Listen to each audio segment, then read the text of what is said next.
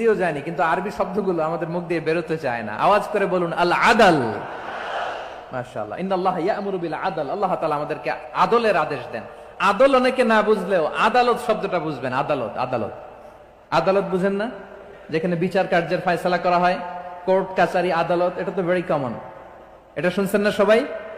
আদালত, যেখানে ন্যায় বিচার হবে, সুশাসন হবে। কিন্তু ভাগ্যের কি নির্মম পরিহাস, ওখান থেকে মিথ্যা সাক্ষী দিয়ে মনমতো রায় দিয়ে দেয়া হয়। এগুলোর পরিবর্তন হওয়ার দরকার আছে না নাই?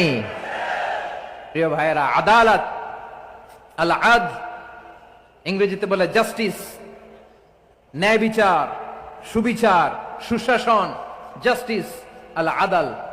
সব জায়গায় এই জাস্টিস থাকা দরকার। Justice should be prevailed in the society.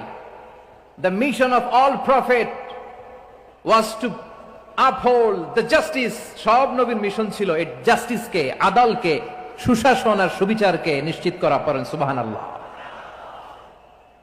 And the core message of every divine scripture was to uphold justice.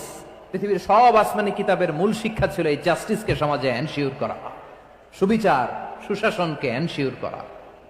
তাহলে প্রিয় ভাইরা, আমরা বুঝতে পারলাম আল আদ শব্দের মানে হচ্ছে ইনসাফ বা সুবিচার বা ন্যায় বিচার। এটা হচ্ছে একটা general meaning, very general meaning. আপনি যদি ইন ডেপথ বুঝতে চান, আরো ভেতরে যান, তাহলে আদাল মানে হচ্ছে সমন্বয়, আদাল মানে হচ্ছে ভারসাম্য, ব্যালেন্স। আদাল মানে হচ্ছে মধ্যম পন্থা। সুবহানাল্লাহ পড়েন। কারণ সব সময় সমান সমান হইলেই সুবিচার হয় না। কথা কি বুঝতেছেন? ইসলামের দ্য কনসেপ্ট অফ আদাল, এটা এমন আদাল, এটা সব সময় সমান সমান নয়। যখন সমান সমান দেয়া দরকার, ইসলাম সমান সমান দেয়। যখন ব্যালেন্স করা দরকার, চেক এন্ড ব্যালেন্স, সমন্বয়, ভারসাম্য করা দরকার, তখন ইসলাম ভারসাম্য করে দেয়। এটার নাম আদাল। সুবহানাল্লাহ। সহজ করে আপনাদেরকে বুঝাই। যেমন ধরুন, একটা পরিবারের 3 জন সদস্য, স্বামী, স্ত্রী আর সন্তান।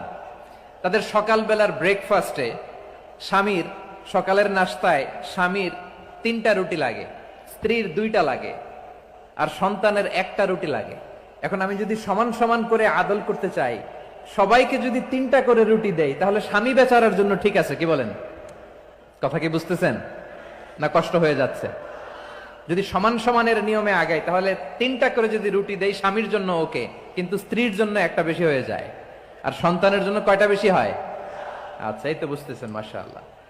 আচ্ছা, 2টা করে যদি সবাই দেই সমান সমান নীতিতে, তাহলে স্ত্রীর জন্য, স্ত্রী বেচারির জন্য ঠিক আছে, কিন্তু স্বামীর কয়টা কম পড়ে? আর সন্তানের বেশি হয়ে যায় কয়টা?